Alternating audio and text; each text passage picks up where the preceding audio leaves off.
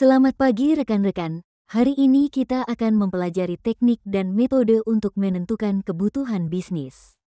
Tujuan dari materi pertemuan 3, diharapkan mahasiswa memahami kebutuhan bisnis, pentingnya analisis kebutuhan bisnis, teknik dan metode untuk menentukan kebutuhan bisnis. Kebutuhan bisnis adalah persyaratan atau kondisi yang harus dipenuhi untuk mencapai tujuan bisnis yang diinginkan. Kebutuhan ini bisa berupa kebutuhan strategis, operasional, teknis, atau regulasi. Identifikasi kebutuhan bisnis merupakan langkah awal dalam proses pengembangan solusi bisnis yang tepat guna dan efisien. Analisis kebutuhan bisnis membantu organisasi dalam 1. Memahami permasalahan bisnis yang ada secara lebih mendalam. 2. Mengidentifikasi solusi yang tepat dan sesuai dengan tujuan jangka panjang. 3. Meningkatkan efisiensi operasional dan produktivitas. 4. Menyelaraskan kebutuhan bisnis dengan tujuan organisasi dan tren industri. 5. Menghindari implementasi sistem atau proses yang tidak sesuai dan berisiko tinggi. 6. Memastikan bahwa semua pemangku kepentingan memiliki pemahaman yang sama terhadap kebutuhan bisnis.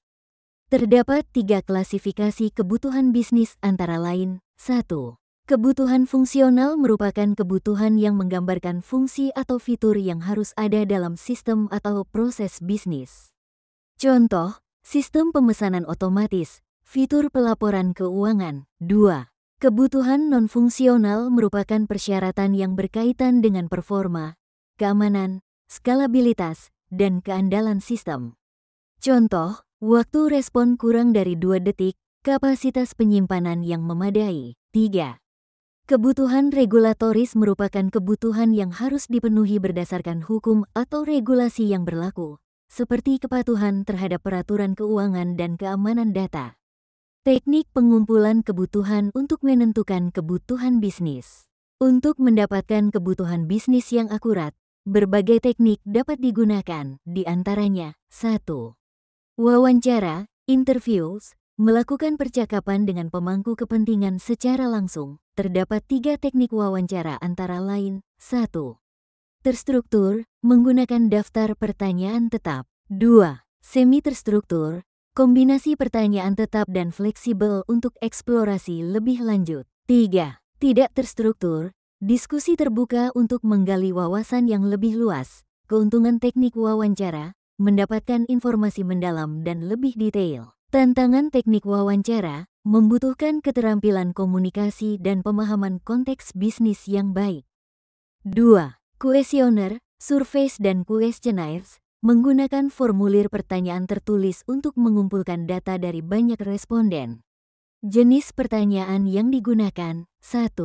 Pertanyaan tertutup, misalnya pilihan ganda, skala Likert, Del. 2. Pertanyaan terbuka untuk mendapatkan opini dan masukan lebih luas. Keuntungan kuesioner, efektif untuk menjangkau banyak orang dalam waktu singkat. Tantangan kuesioner, respon bisa kurang mendalam dan membutuhkan analisis lebih lanjut. Observasi, observation, mengamati langsung proses bisnis yang sedang berjalan. 2 teknik observasi yaitu observasi langsung, di lokasi kerja secara nyata, dan observasi partisipatif, mengikuti aktivitas yang diamati sebagai peserta. Keuntungan observasi, data yang diperoleh lebih objektif dibandingkan hanya berdasarkan wawancara. Tantangan observasi, bisa memakan waktu lebih lama dan membutuhkan pemahaman mendalam terhadap konteks operasional. Studi dokumen, dokumen analisis, menganalisis dokumen bisnis, laporan, prosedur kerja, dan kebijakan perusahaan untuk menemukan kebutuhan yang relevan. Contoh dokumen yang dianalisis, manual operasional, laporan keuangan, SOP, Standard Operating Procedure. Keuntungan observasi, menyediakan data historis dan objektif.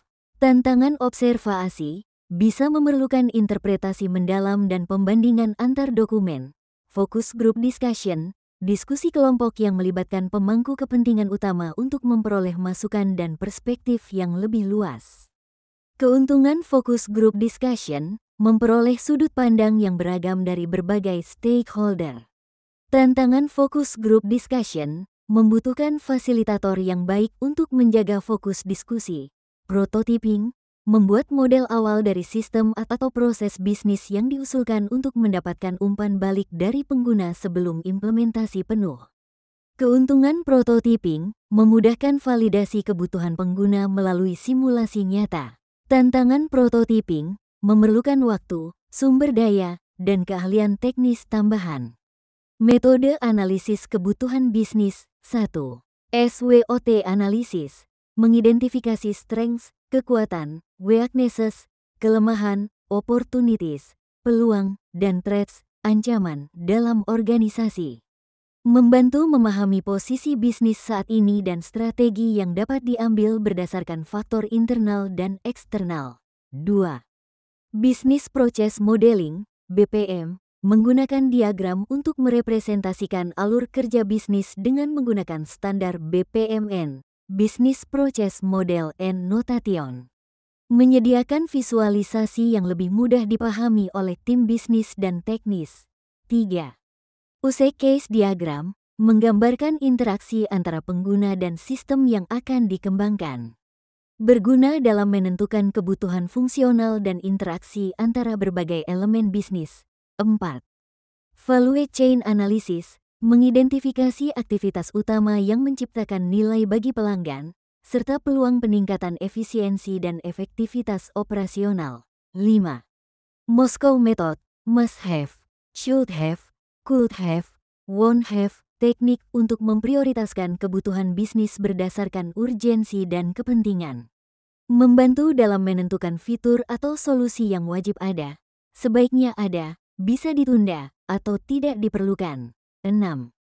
Gap Analysis, membandingkan kondisi bisnis saat ini dengan kondisi yang diinginkan untuk menemukan kesenjangan yang perlu diatasi.